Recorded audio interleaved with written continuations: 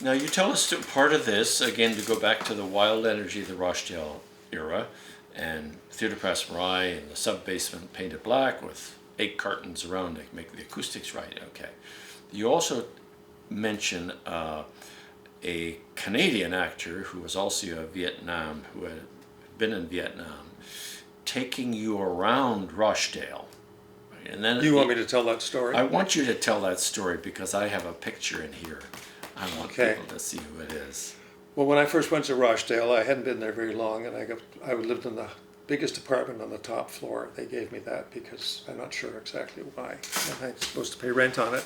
And I walked out one night, there was that much snow on the ground, and the current president of Rochdale was coming along, and I was on the council with him, and he said, and this is Bob Nasmith, and the guy had a bushy beard, and he had a tweed coat, and he had canvas shoes with his toes sticking out, and I always looked down at them, and there he was in the snow.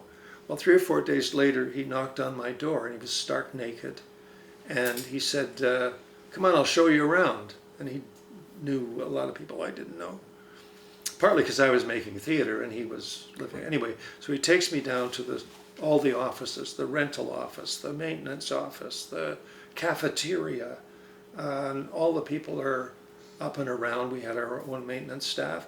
We were gone for about 2 hours. And he says, well, come on up to my place. There was something he wanted to show me, and he lived up on the 13th floor with a blind photographer, which was fairly interesting. But anyway, we'd done all of that and met all those people, and when we get back up to his door, it's locked. He reaches around and pulls the key to his apartment out of his asshole and puts it in the lock and opens the door, and we go in as though it was nothing.